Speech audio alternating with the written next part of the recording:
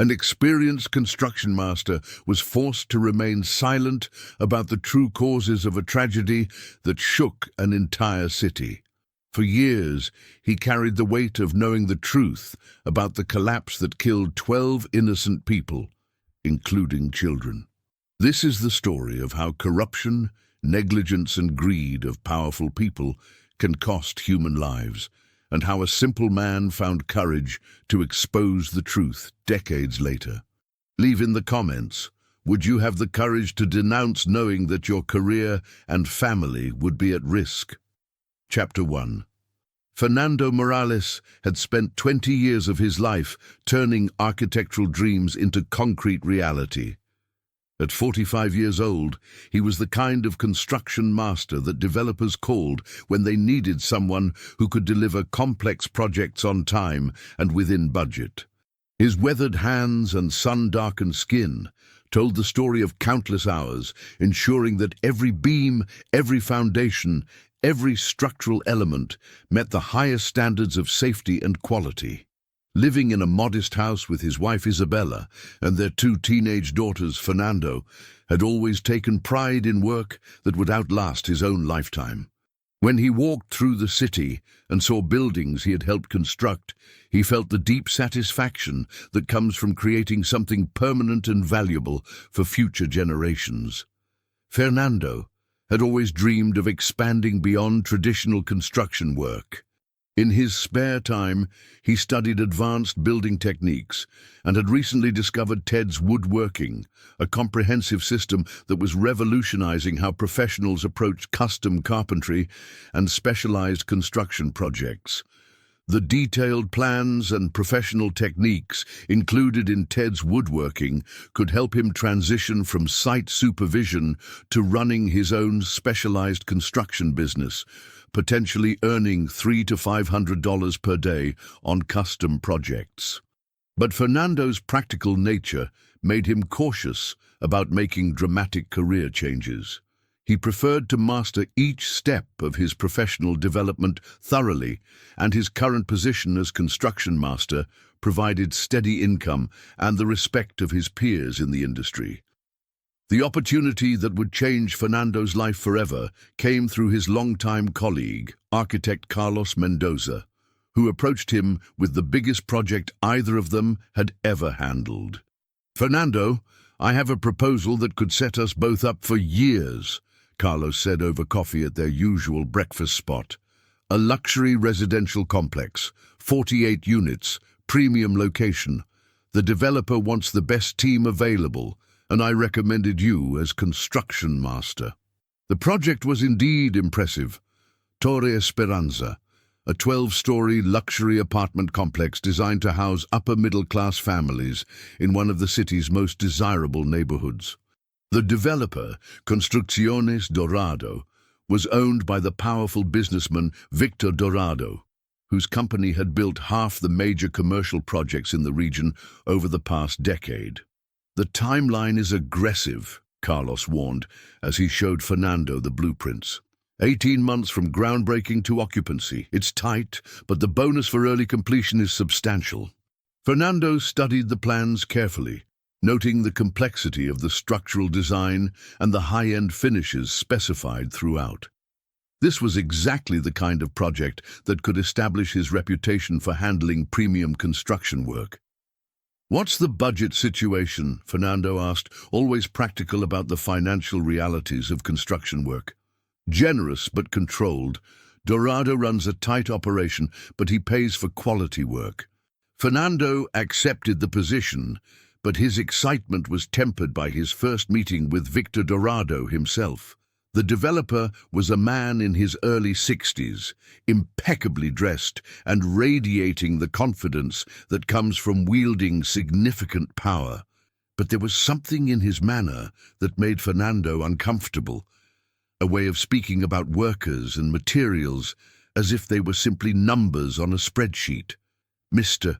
Morales," Dorado said during their initial meeting, "I'm told you're the best construction master in the region. I expect that reputation to be justified. This project has tight margins and tighter deadlines. I need someone who understands that flexibility and creative problem-solving are more valuable than rigid adherence to textbook procedures. The phrase creative problem-solving would later haunt Fernando's memories, but at the time he interpreted it as a reference to the innovative engineering solutions that major projects often required. Fernando's first weeks on the Torre Esperanza project proceeded normally. The foundation work was completed on schedule, and the structural framework began rising according to plan. His crew of 32 workers was experienced and professional, and Fernando felt confident that they could meet even the aggressive timeline Dorado had established. But it was during the third month of construction that Fernando encountered the first signs of the catastrophe to come. The structural steel delivered to the site was clearly substandard, thinner than specified, and showing signs of poor manufacturing quality. When Fernando brought this to the attention of the site engineer, he was told that the steel had been value engineered to meet budget requirements. Value engineered? Fernando questioned. These beams are 20% thinner than the architectural plans specify. The structural engineer has signed off on the modifications, the site engineer replied. The steel meets minimum code requirements. Fernando knew enough about structural engineering to understand that minimum code requirements were exactly that, minimums, not optimal specifications for a building that would house families. But when he requested to see the revised engineering calculations, he was told that such documents were confidential and above his authorization level. That evening, Fernando sat in his small home office, reviewing the TED's woodworking materials he'd been studying.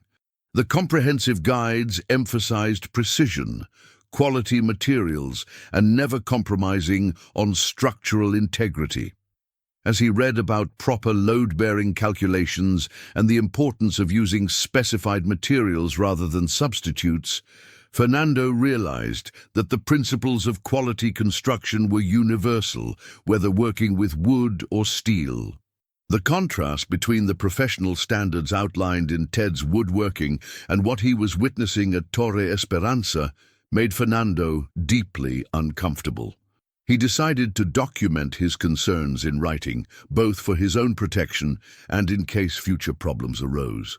But Fernando's attempts to maintain construction standards would soon put him in direct conflict with powerful people who viewed his integrity as an obstacle to their profits. The next morning brought a meeting that would change everything Fernando thought he knew about the construction industry and his own role within it. Chapter 2. Fernando arrived at the construction site early, as was his habit, to review the day's work schedule and ensure that all safety protocols were in place. But instead of the normal bustle of workers preparing for the day, he found Victor Dorado waiting for him in the site office, accompanied by two men Fernando didn't recognize. "Mr. Morales," Dorado said without preamble, "we need to have a conversation about your approach to this project." Fernando immediately sensed tension in the air. The two strangers had the bearing of men accustomed to getting their way through intimidation rather than persuasion. "Is there a problem with our progress, Mr. Dorado?" "The problem is your attitude toward innovation and efficiency. I'm told you've been questioning material specifications and requesting documentation that, frankly, isn't necessary for someone in your position." Fernando kept his voice steady, despite his growing unease. "I'm responsible for ensuring that this building is safe for the families who will live here.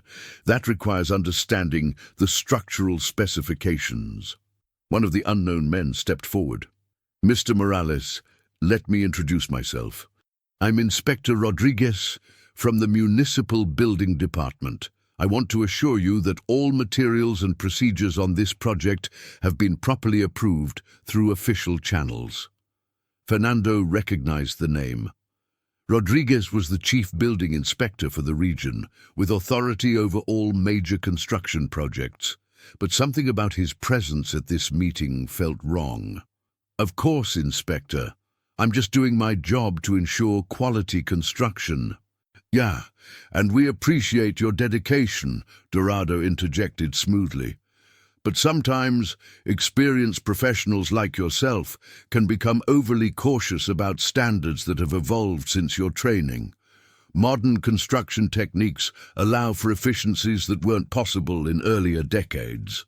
Over the next hour, Fernando found himself in a surreal conversation where his concerns about substandard materials were reframed as resistance to progress.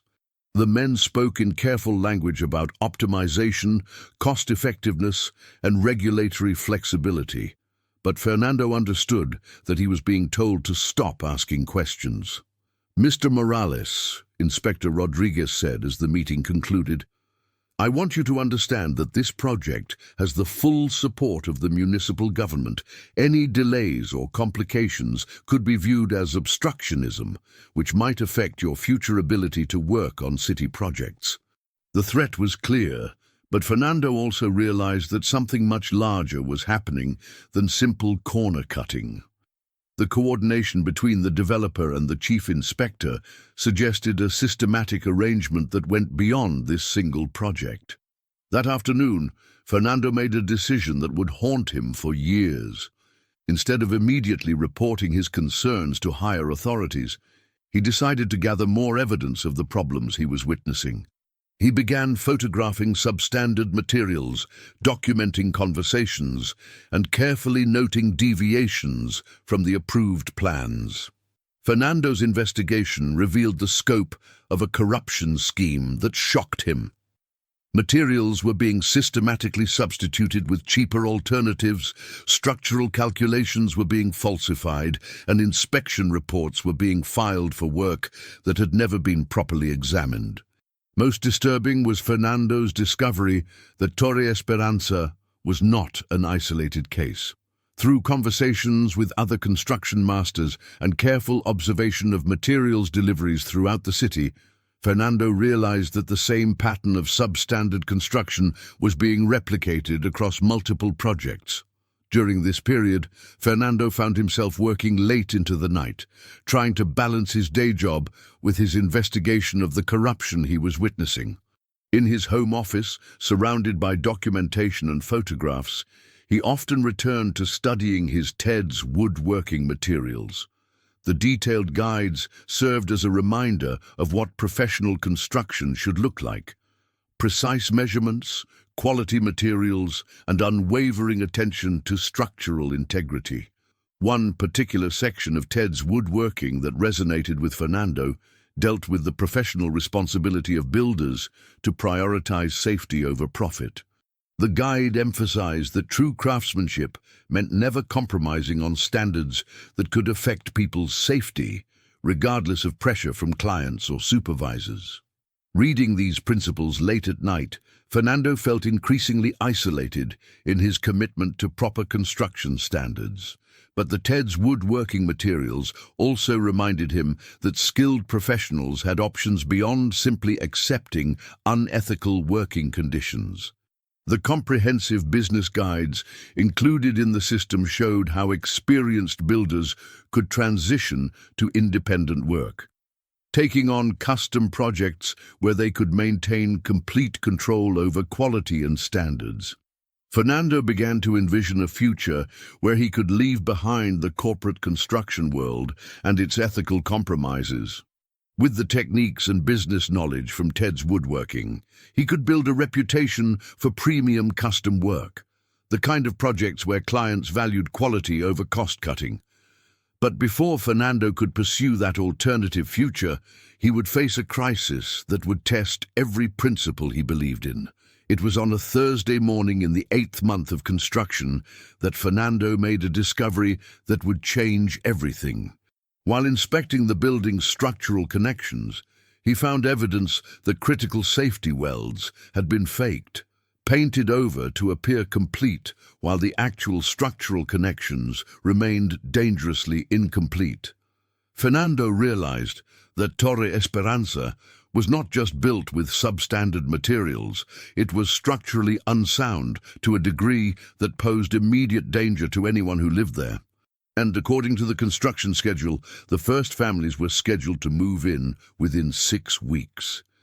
That evening, Fernando sat at his kitchen table with Isabella, trying to explain the impossible situation he faced. "If I report this, they'll destroy my career and probably come after our family," he told his wife. "But if I don't report it, people are going to die." Isabella looked at her husband with the clear eyes of someone who had always known him to be fundamentally decent. "Fernando, you already know what you have to do. The question is whether you have the courage to do it." Fernando spent that night writing a detailed report, documenting every safety violation, material substitution, and structural deficiency he had discovered. But as dawn approached, he made a decision that would haunt him for the rest of his life. Instead of immediately sending the report to authorities, he decided to try one more time to work within the system. The next morning, Fernando requested a private meeting with Victor Dorado, hoping that presenting the evidence of structural problems might convince the developer to address the safety issues before families moved into the building. It was the worst mistake of Fernando's professional life. What do you think about Fernando's situation so far? Should he have immediately reported the corruption, or do you understand his attempt to work within the system? Leave your opinion in the comments about how you would handle discovering such dangerous negligence. Chapter 3. Fernando's meeting with Victor Dorado took place in the developer's luxurious downtown office, far from the construction site where the evidence of corner cutting was visible everywhere. The contrast between the opulent surroundings and the substandard building materials Fernando had been documenting was not lost on him.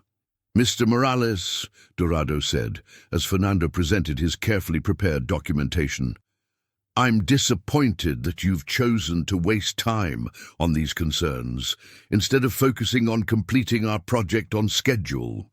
Fernando spread photographs across Dorado's mahogany desk. Images showing incomplete welds, substandard steel, and structural connections that violated every safety standard Fernando had learned in 20 years of construction work. "Mr. Dorado, these aren't minor concerns. This building is structurally unsafe. If families move in before these problems are corrected, people could die." Dorado barely glanced at the photographs before pushing them back across the desk. "Mr. Morales, you seem to be confused about your role in this project. You're here to supervise construction work, not to second-guess decisions made by qualified engineers and approved by city inspectors. But the structural integrity has been certified by licensed professionals whose expertise exceeds your own. Now, I'm going to give you a choice. You can continue to be part of a successful project that will advance your career and provide good work for your crew. Or you can continue to create problems based on personal opinions that contradict official approvals. The threat in Dorado's voice was unmistakable, but Fernando pressed forward. "Mr. Dorado, I've been in construction for 20 years. I know the difference between safe building practices and dangerous shortcuts. This building will collapse if these problems aren't corrected." Dorado's expression hardened. "Mr. Morales, let me help you understand your situation more clearly. You have 2 teenage daughters, don't you? One of them is planning to attend the state university next year. That's expensive. And your wife works at the elementary school. These are good jobs in a small community where everyone knows everyone else." Fernando felt his blood turn cold as he realized the conversation had shifted from professional disagreement to personal threat. "It would be unfortunate if your family's stability were disrupted by your inability to work cooperatively on this project." Fernando gathered his photographs and documentation, understanding that he had made a critical error in believing that Dorado might be reasoned with. But as he prepared to leave, Dorado delivered a final message that would echo in Fernando's mind for years. "Mr. Morales, I want you to understand that Torre Esperanza will be completed on schedule, with or without your cooperation. The question is whether you want to be part of the solution or become part of the problem." That afternoon, Fernando returned to the construction site with the terrible knowledge that his attempts to work within the system had failed completely. Worse, his confrontation with Dorado had made him a marked man. Over the next 2 weeks, Fernando watched helplessly as the final phases of construction proceeded according to the original schedule. His requests for additional inspections were denied. His attempts to slow down the work to allow for proper structural repairs were overruled, and his crew began receiving instructions directly from Dorado's office, bypassing Fernando's authority entirely. During this nightmare period, Fernando found himself returning repeatedly to his Ted's woodworking materials, seeking some guidance for an impossible situation.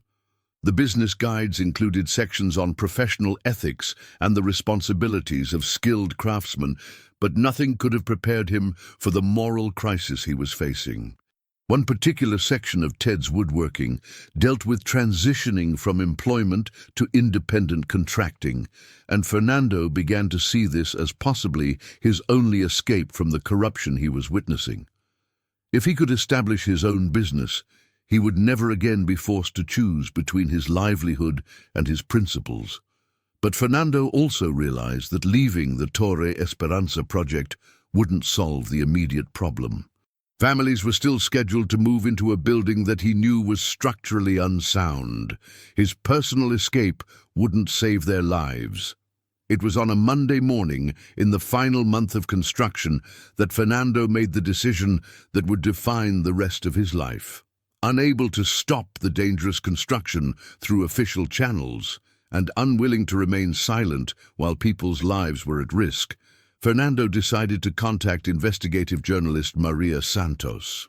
Maria had built her reputation exposing corruption in local government, and Fernando hoped that media attention might force authorities to take proper action before the building was occupied. Fernando's meeting with Maria took place in a small cafe on the outskirts of the city, where he presented the same documentation he had shown to Dorado. But Maria's reaction was completely different. "This is incredible," she said, studying the photographs and technical reports Fernando had prepared. "You're describing a systematic pattern of corruption that goes far beyond a single construction project."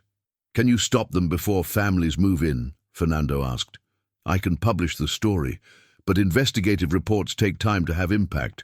When are the first residents scheduled to move in?" 3 weeks. Maria's expression grew grave. "That's not enough time for the normal process of investigation and official response, but there might be another way." Maria explained that she had contacts in the Federal Construction Safety Agency who could order an immediate inspection if provided with credible evidence of structural deficiencies. Fernando's documentation would be sufficient to trigger such an inspection, but it would also make Fernando's role in exposing the problems impossible to hide. "You understand that once we do this, there's no going back," Maria warned. "Dorado and his associates will know exactly who provided this information." Fernando thought about his wife and daughters, about the threats Dorado had made, about the career he had spent 2 decades building. But he also thought about the families who were planning to move their children into a building he knew could collapse. "Do it," Fernando said. "Whatever happens to me, people's lives are more important." The federal inspection took place on a Thursday morning, just 8 days before the first families were scheduled to move in. Fernando watched from across the street as federal safety inspectors crawled through every level of Torre Esperanza, documenting the same structural deficiencies Fernando had been reporting for months. By that afternoon, the building had been condemned pending major structural repairs. The first families would not be moving in as scheduled. Fernando had succeeded in preventing immediate tragedy, but the cost of that success was about to become clear. Fernando received the phone call that evening while having dinner with his family. "Mr. Morales, this is Inspector Rodriguez. I'm calling to inform you that your construction license has been suspended pending investigation into allegations of work negligence and safety violations. Fernando's world collapsed as he realized that he was being transformed from whistleblower into scapegoat. What allegations? Failure to properly supervise structural work, allowing substandard materials to be installed, and creating safety hazards through improper construction practices. Isabella watched her husband's face go white as he absorbed the implications of the call. After 20 years of exemplary work, Fernando was being framed as the person responsible for the very problems he had tried to prevent. "You have the right to appeal this suspension," Rodriguez continued, "but I should inform you that the evidence against you includes testimony from the developer and several workers who claim you instructed them to use improper materials and techniques." When Fernando hung up the phone, he understood that his professional life was over. Dorado had used his wealth and connections to ensure that Fernando would be destroyed, as a warning to other construction professionals who might consider speaking out against corruption. Thank you so much for staying with us this far in this incredible story. We truly appreciate your dedication as a viewer, and believe me, the best is yet to come. What follows will show us how Fernando's fight for justice ultimately triumphed, despite the devastating personal cost. Chapter 4. The systematic destruction of Fernando's life began immediately after his license suspension. Within days, stories appeared in local newspapers describing him as a rogue construction master whose negligence had endangered public safety. The articles, clearly written with information provided by Dorado's organization, painted Fernando as an incompetent supervisor who had cut corners and ignored safety protocols. Isabella's position at the elementary school became untenable when parents began questioning whether the wife of such a dangerous construction worker should be around their children. The school board, under pressure from influential community members connected to Dorado, suggested that Isabella take an indefinite leave of absence until the situation resolves itself. Fernando's daughters faced harassment at school from classmates whose parents had read the newspaper stories. 17-year-old Carmen, who had been accepted to the state university, received a letter withdrawing her scholarship offer due to concerns about family character. "Dad, why are they saying you did these things when you were trying to protect people?" 15-year-old Sophia asked one evening as the family gathered around their kitchen table, reviewing their rapidly deteriorating finances. Fernando struggled to explain to his daughters how speaking the truth could result in such devastating consequences. Sometimes, when powerful people are doing wrong things, they have to destroy anyone who tries to stop them. It's not fair, but it's how corruption protects itself. During this dark period, Fernando often found himself in his garage workshop trying to find solace in woodworking projects. The Ted's Wood working guides he had been studying provided detailed plans for furniture and custom pieces that he could build with basic tools. Working with his hands on honest projects helped Fernando maintain his sanity during the legal battles that consumed his days. As Fernando crafted simple tables and shelves following the Ted's woodworking plans, he began to understand that these skills might represent his only path to rebuilding his life. The techniques covered in the system were comprehensive enough that he could potentially earn income through custom woodworking while fighting to restore his construction license and reputation. But Fernando's immediate priority was survival, both legal and financial. The family's savings had been depleted by legal fees, and the legal process seemed designed to bankrupt them before any resolution could be reached. The breakthrough in Fernando's case came from an unexpected source. Maria Santos, the journalist who had helped expose the Torre Esperanza corruption, had continued investigating Dorado's other projects. Her research revealed that the pattern of substandard construction extended to at least 6 other buildings, including a school and a hospital. More importantly, Maria had found other construction professionals who had been silenced through similar intimidation tactics. 3 other construction masters and 2 engineers had been fired, sued, or had their licenses suspended after questioning safety standards on Dorado's projects. "Fernando, you weren't the first professional to discover these problems," Maria explained during one of their clandestine meetings. "You were just the first one brave enough to speak publicly. But now we have enough evidence to show a pattern of retaliation against anyone who threatens their operation." Maria's investigation had also uncovered the financial arrangements that made the corruption possible. Dorado's company received inflated contracts for public projects by maintaining relationships with corrupt officials like Inspector Rodriguez. The excess money was divided between the participants, while the actual construction work was completed using the cheapest possible materials and methods.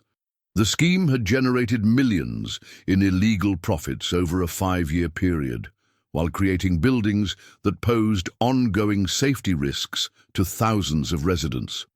Armed with this broader evidence, Fernando's lawyers were able to shift the narrative from his individual case to the systematic corruption that had destroyed his career.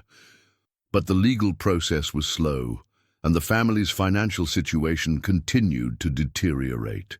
It was during this period that Fernando made a decision that would ultimately save his family's future.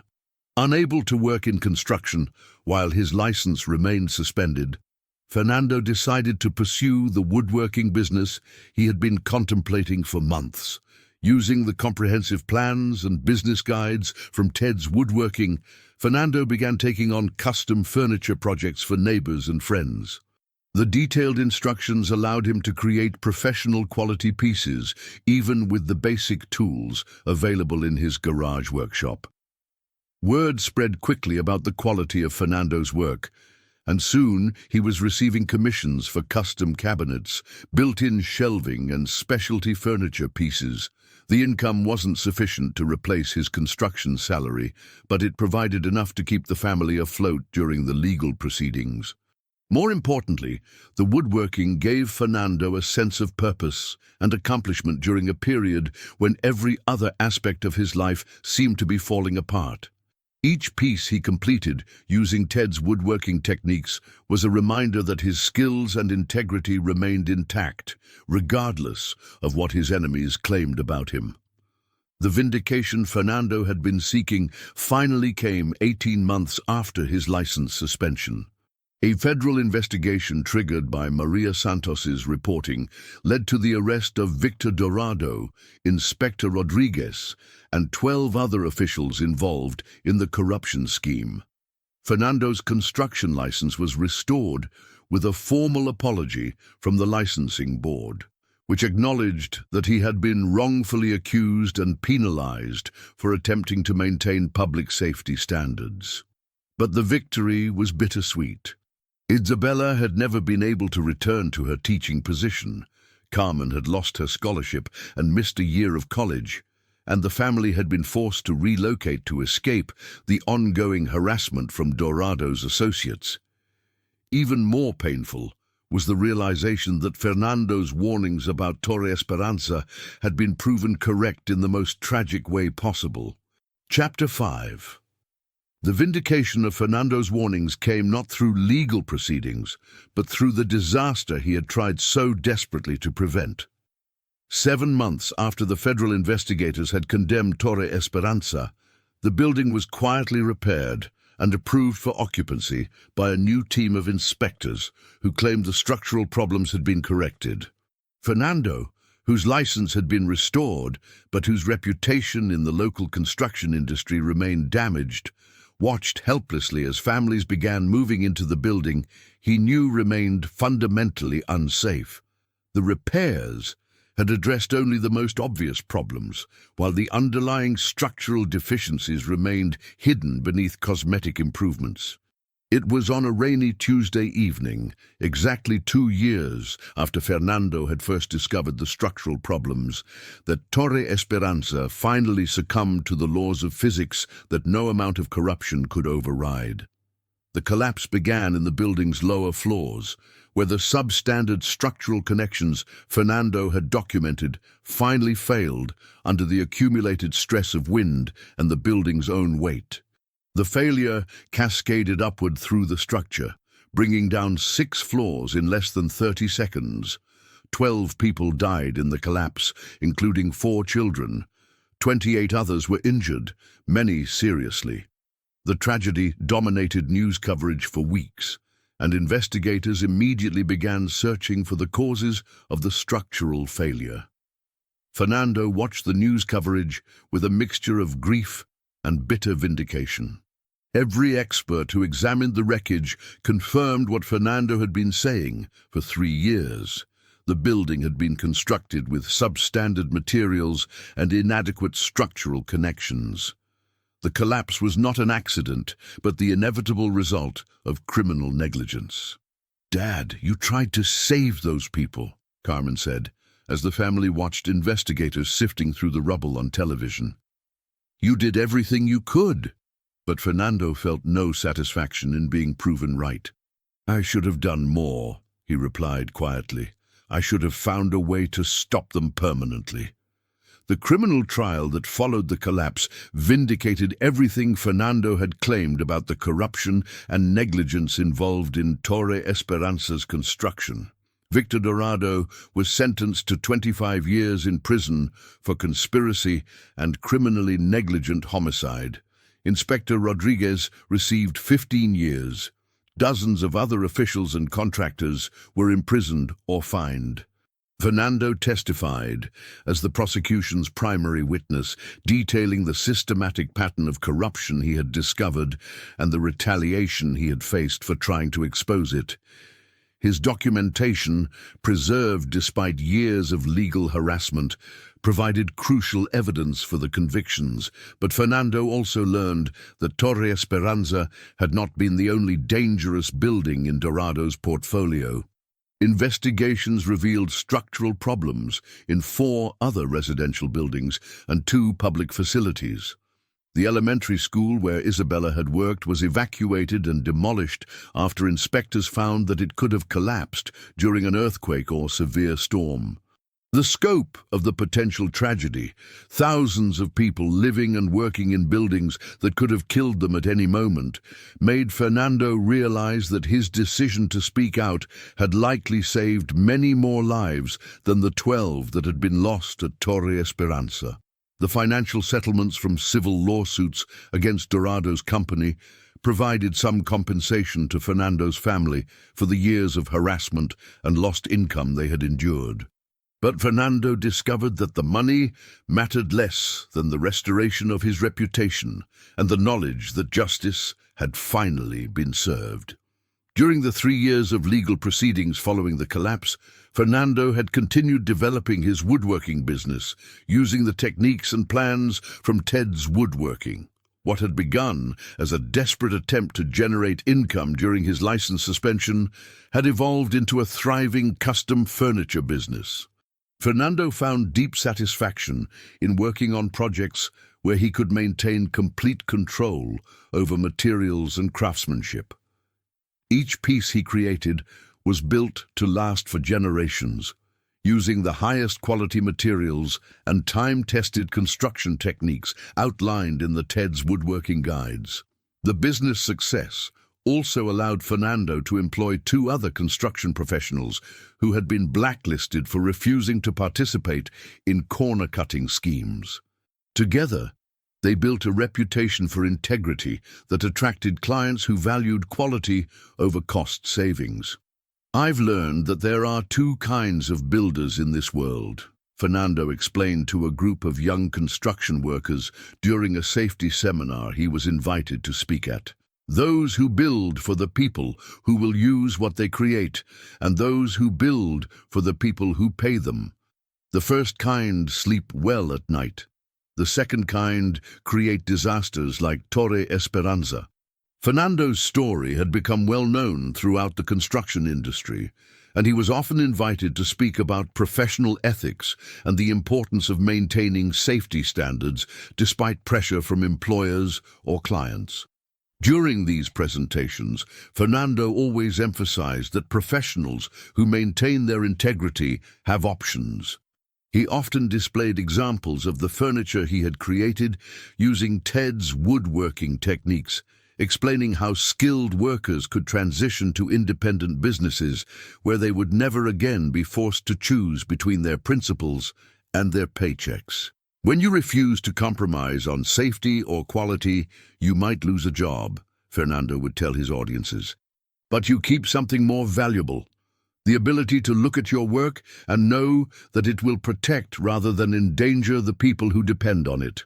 5 years after the Torre Esperanza collapse, Fernando stood in his expanded workshop, training his oldest daughter Carmen in advanced woodworking techniques. She had decided to study architecture, inspired by her father's commitment to building safely and responsibly. "Dad, do you ever regret speaking out?" Carmen asked as they worked together on a custom cabinet project. Fernando considered the question carefully. His family had lost years of security and stability. His career in large-scale construction had been destroyed. They had been forced to rebuild their lives from scratch in a new community. But Fernando also thought about the 12 people who had died in Torre Esperanza, and the hundreds of others who might have died if he had remained silent about the broader pattern of corruption in the construction industry. "No, I don't regret it," Fernando replied. "Speaking the truth cost us a lot, but staying silent would have cost us everything that really matters: our integrity, our ability to respect ourselves, and the knowledge that we did what was right when it mattered most." As he watched Carmen master the precise techniques outlined in Ted's woodworking, Fernando felt confident that the next generation would be better prepared to stand up for quality and safety in their professional lives. The tools and knowledge were available for those willing to learn and apply them responsibly. And perhaps most importantly, Fernando had learned that doing what is right, even when it comes at great personal cost, ultimately leads to a richer and more meaningful life than any amount of money or career advancement achieved through compromise with corruption. The scars would always remain, but Fernando had built something lasting from the wreckage of his old life: a business based on integrity, a family that understood the importance of moral courage, and the knowledge that sometimes one person's refusal to stay silent can prevent tragedies that would echo through generations. This story shows us how the greed of some can cost innocent lives and how honest people pay the price for trying to do what is right.